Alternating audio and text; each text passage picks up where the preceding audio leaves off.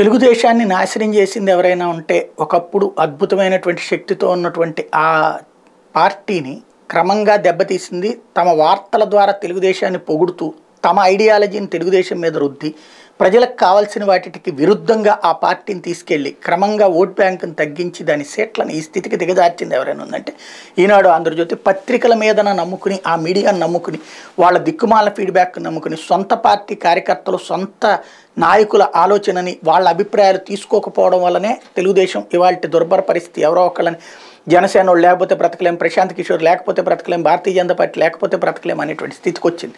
ఇది అర్థం చేసుకోకపోతే వాళ్ళ కర్మ. ఎందుకు ఈ మాట అంటున్నానంటే తాజాగా ఇవాళ ఈనాడులో కానీ ఆంధ్రజ్యోతిలో కానీ వార్త వచ్చిందంటే అది తెలుగుదేశం అభిప్రాయం కిందనే ఫీల్ అవుతున్నారు కానీ అది వాళ్ళ పత్రికల అభిప్రాయం అని ఫీల్ అవ్వట్లేదు.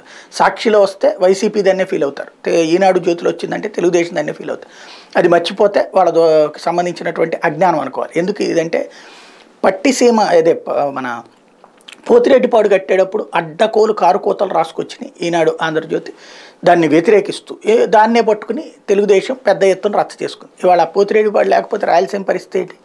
ఇప్పుడు ఆ పోతిరెడ్డిపాడు ఎంతెందుకు చేయట్లేదు అని మాట్లాడే పరిస్థితి వచ్చింది. అట్లాగే జలయజ్ఞం అనే కార్యక్రమాన్ని రాజశేఖర రెడ్డి తీసుకొస్తే అడ్డకోలు కారుకోతలు రాసిన ఈనాడు ఆంధ్రజ్యోతి దాన్నే పట్టుకుని జలయజ్ఞం ధనయజ్ఞం అంటూ అడ్డకోలు స్టేట్మెంట్లు ఇస్తూ సుదీర్ఘకాలం పాటు సాగించింది తెలుగుదేశం పార్టీ.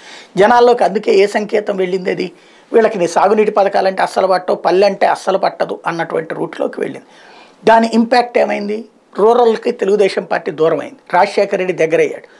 తర్వాత మొన్న అదృష్టవశాత్తు తెలుగుదేశం పార్టీ అధికారంలోకి వస్తే 2014-19లో ఆ టైంలో చంద్రబాబు నాయుడు చేసేటువంటి వాటిని ఒక్క పట్టిసీమని చూపెట్టి అది కూడా స్థిరీకరణ ప్రాజెక్ట్ అంటే ఆల్రెడీ కట్టేసి ఉన్నటువంటి కాలువల్లోకి నీళ్లు పోయడం, ఆల్రెడీ ఆయకట్టు ఉన్నటువంటి వాళ్ళకే మళ్ళీ నీళ్ళు ఇస్తాం అని చెప్పడం, అక్కడ నీళ్లు రాకపోతే ఇది ఇస్తామని చెప్పడం. వాస్తవంగా అక్కడ పులిచింతలు రెడీలో ఉంది. పులిచింతలు రాజశేఖర రెడ్డి హయాంలో కట్టించేసి ఉన్నారు. ఓ 300 కోట్లు ఇస్తే అయిపోయేదానికి ఇక్కడ 1200 కోట్ల రూపాయలు డబ్బులు తగిలేసి ఇటు పక్కకి మళ్ళించారు. అప్పుడు అదేమో అద్భుతమైనటువంటి ప్రాజెక్ట్. ఎందుకంటే చంద్రబాబు జీవితంలో కట్టించింది అదొకటే అవుతుంది కాబట్టి దాన్ని హైలైట్ చేసుకుంటూ వచ్చారు. ఇప్పుడు వచ్చేటప్పటికి మళ్ళీ ఒక వ్యతిరేక స్టోరీలు వడ్డిస్తున్నారు. అస్మదీయ గుత్తేదారుల కోసం అవసరం లేకపోయినా ప్రాజెక్టులు నిర్మాణం చేయబడడం, పనులు అప్పచెప్పడం, నిధులు లేకపోయినా ఆ పనులను ప్రాధాన్య ప్రాజెక్టులు చేర్చడం ఇది జగన్ సర్కార్ వ్యవహారం అంట. నిధులు లేక ప్రతి నెల జీతాలు ఇవ్వడానికి వైకాపా ప్రభుత్వం ఆప్సోపాలు పడుతుంది. ఇదంతా వీళ్ళ ఇష్టం రాసేసుకుంటూ వచ్చేస్తారు. ఇందులో 191 కోట్ల బిల్లులు చెల్లించేందుకు ఎవరైనా ఉత్సాహం చూపిస్తారా? ఈ సర్కార్ అదే చేస్తుంది. పోలవరంలో అనుబంధంగా నిర్మించే ఎత్తిపోతలకు ప్రాధాన్య ప్రాజెక్టులుగా పేర్కొన్న 191 కోట్ల బిల్లులు చెల్లించేందుకు ఉత్సాహం చూపిస్తుంది. మెగా కంపెనీ చేపట్టి ఈ పనులకు bill of exchange through discount option కింద కెనరా బ్యాంక్ నుంచి రుణం పొంది జమ చేసుకునే అవకాశం ఆ కంపెనీ కల్పించింది. అసలు ఈ ఎత్తుపోతల వల్ల ఎలాంటి అదనపు ఉపయోగం లేదంట.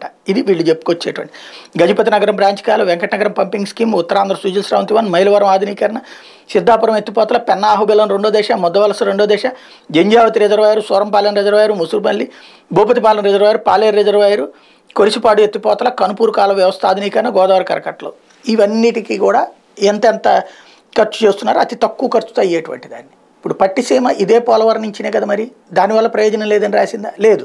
ఇప్పుడు అదే పోలవరానికి వచ్చేటువంటి దాని నుంచి వచ్చేటువంటి నీళ్ళకి సంబంధించి ప్రాజెక్టులు వీళ్ళు ఈలోపు తప్పుపడుతున్నారు.